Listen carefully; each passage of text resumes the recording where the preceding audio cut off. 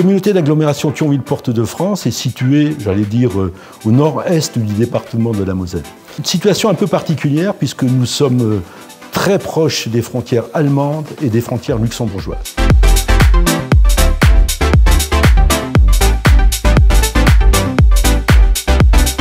Et donc nous connaissons, nous, aujourd'hui, un fort effet d'attraction de la part notamment du Luxembourg, puisque nous avons au quotidien pas loin de 110 000 navetteurs qui se rendent tous les jours au Luxembourg, avec tous les problèmes de mobilité que cela suppose et sous-entend.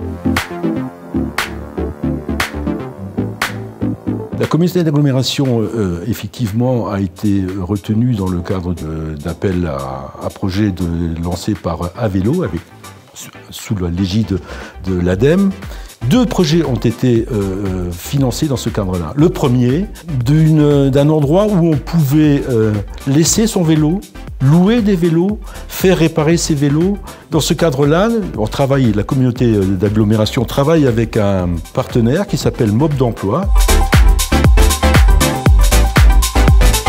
Alors Mob d'Emploi, au départ, c'est donc un chantier d'insertion qui nous permet donc de remettre au travail des gens qui sont encore en chômage longue durée. Comme activité, Mob d'Emploi, c'est donc la location de vélos, le gardiennage de vélos et la réparation de vélos. Actuellement, on a sur le site de Thionville, on a 165 contrats de gardiennage. Donc à vélo, l'ADEME a permis donc un agrandissement déjà de nos locaux qui était de 60 mètres carrés, on est passé à 100 mètres carrés.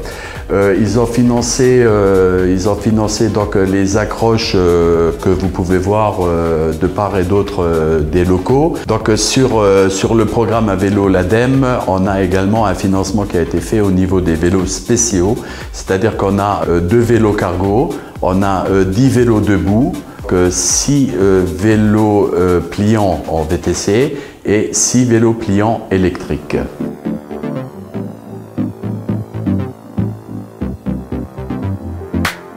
Tout cela, finalement, a eu un fort succès auprès de la population et aujourd'hui, nous nous félicitons d'avoir fait ces investissements.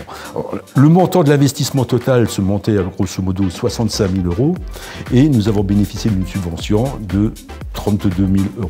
Deuxième projet, c'était dans le cadre également d'Avelo. La communauté d'agglomération a à nouveau sollicité une aide, et ceci dans le cadre d'un investissement qui a été fait d'une manière spécifique ici sur la base de loisirs nautiques Nauticam. Puisque nous avons mis à disposition des promeneurs, des personnes, des plaisanciers, des campeurs, là aussi des vélos spéciaux, alors, des vélos cargo ou des vélos debout électriques. On a complété cela au travers d'une station de gonflage ainsi qu'une station de réparation qui est à disposition du public, des gens qui passent.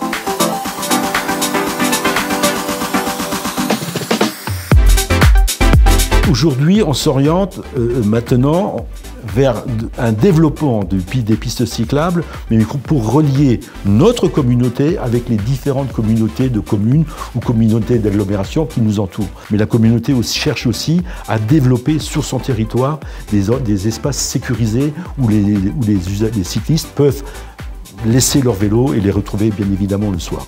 On est vraiment animé par ce souci de développer tous les moyens de transport propres.